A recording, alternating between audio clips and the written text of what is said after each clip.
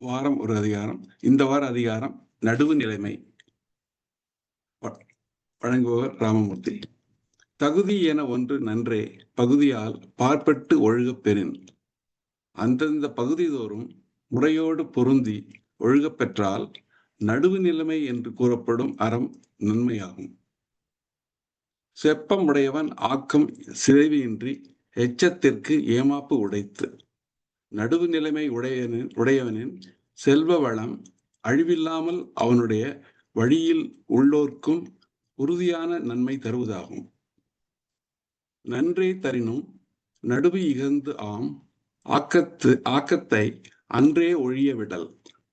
தீமை பயக்காமல் நன்மையே தருவதனாலும் நடுவு நிலைமை தவறி உண்டாகும் ஆக்கத்தை அப்போதே கைவிட வேண்டும். தக்கார் தகவலர் என்பது அவரவர் எச்சத்தால் காணப்படும்.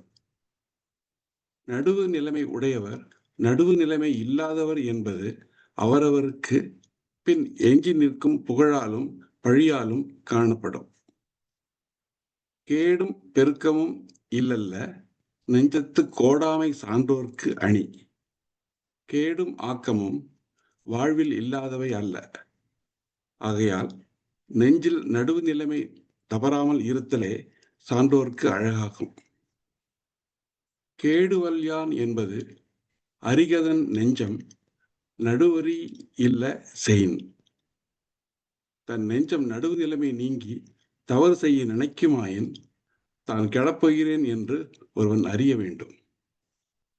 கெடுவாக வையாது உலகம் நடுவாக நன்றிக்கண் தங்கியான் தாழ்வு.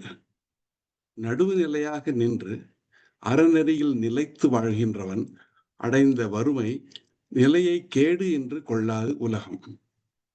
சமன் செய்து சீர்தூக்கும் கோல் போல் அமைந்து ஒருபால் கோடாமை சான்றோர்க்கு அணி. முன்பே தான் சமமாக இருந்து பின்பு பொருளை சீர்தூக்கும் துலாக்கோல் போல் அமைந்து ஒரு பக்கமாய் சாயாமல் நடுவு நிலைமை போற்றுவது சான்றோர்க்கு அழகாகும்.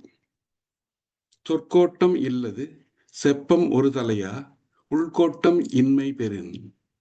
உள்ளத்தில் கோணுதல் இல்லாத தன்மையை உறுதியாக பெற்றால் சொல்லினும் கோணுதல் இல்லா திருத்தல் நடுவு நிலைமையாகும். வாணிகம் செய்வார்க்கு வாணிகம் பேணி பிறவும் தமபோல் செய்யும்.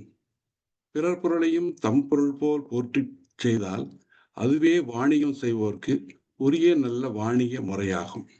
நன்றி.